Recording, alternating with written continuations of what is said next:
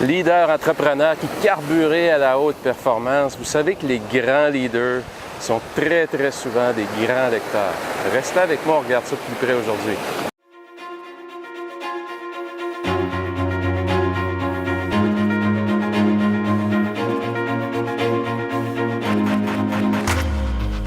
Vous savez, lorsqu'on dit que les grands leaders sont des grands lecteurs, c'est pas un hasard.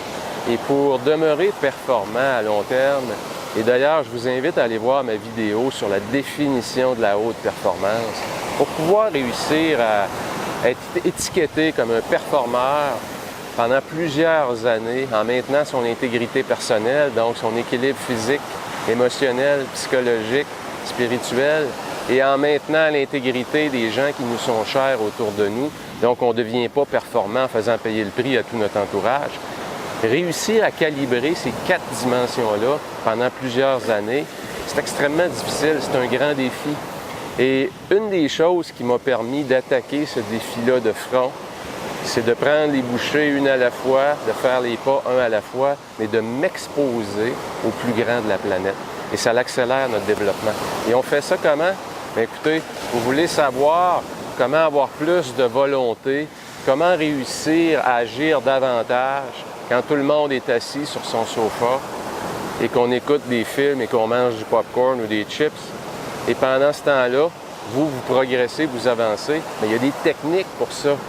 Il y a des stratégies qui existent. Et lire, mes amis, c'est faire une incursion à l'intérieur de la pensée, de l'intellect et des émotions les plus grandes. Lire la biographie de Mohamed Ali, ça va vous permettre de comprendre comment cet homme-là a réussi à atteindre et à être au sommet de son art pendant autant d'années.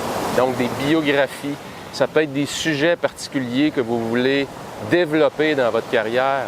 Ça peut être la portion finance de votre travail que vous voulez aller davantage en profondeur parce que vous savez que lorsque vous passez du temps sur les finances ou encore le marketing ou encore le processus de vente, vous savez que lorsque vous faites ça, ça a un impact direct sur l'aiguille des résultats. Alors, si vous êtes déjà bon dans quelque chose et qu'en plus, vous savez qu'en faisant ce comportement-là, ça a un impact direct sur les résultats, bien, pourquoi ne pas prendre ça et le rendre encore meilleur? Pourquoi ne pas décupler vos forces?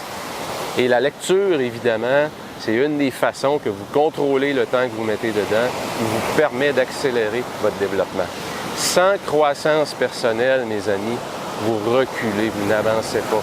Si vous pensez que dans l'environnement d'aujourd'hui, à la vitesse où les changements vont, à la quantité d'informations qu'on reçoit, on est tellement bombardé, ça va tellement vite, s'il est impossible de penser qu'on va faire les mêmes choses à chaque jour et que si ça produit de la performance aujourd'hui, dans 5 ans, croyez-moi, vos techniques, vos processus risquent d'être désuètes.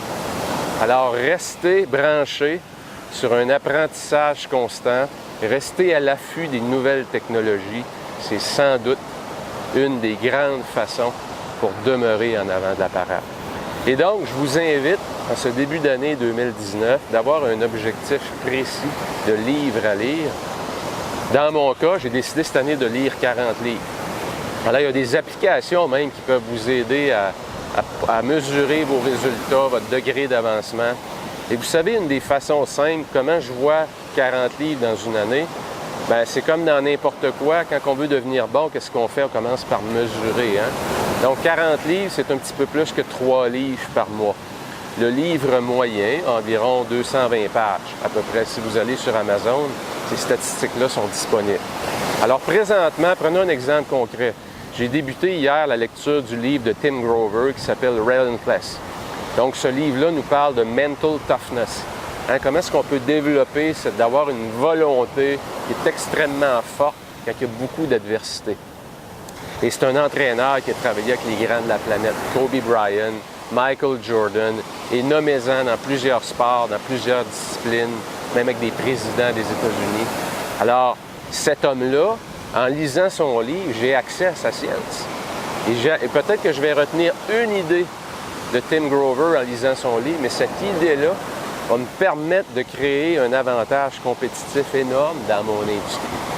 Alors, si je prends son livre, je reviens au niveau de lecture, 40 livres dans l'année, un peu plus que 3,3 livres à peu près par mois.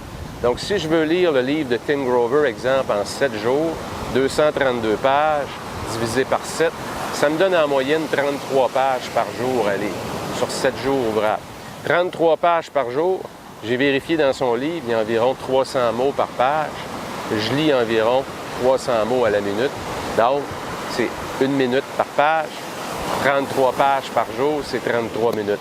Donc, je dois inclure dans mon agenda, pas dans ma tête, je dois céduler dans mon agenda 30-35 minutes de lecture par jour. Et croyez-moi, lorsque c'est des activités qu'on veut répéter à tous les jours, donc on veut développer une habitude, c'est pas juste une chose qu'on fait une fois, on veut le répéter à chaque jour, le plus simple, c'est d'en faire un rituel.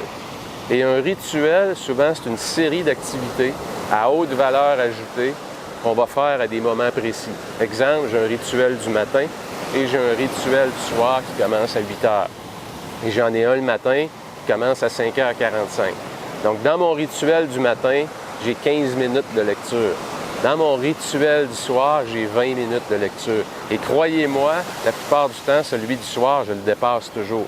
Ce qui me prend 7 jours normalement, j'ai réussi à le faire souvent dans un temps un peu plus court. Ou encore, s'il m'arrive un imprévu et que mon rituel ne fonctionne pas un matin ou un soir, bien, j'ai pris de l'avance un peu.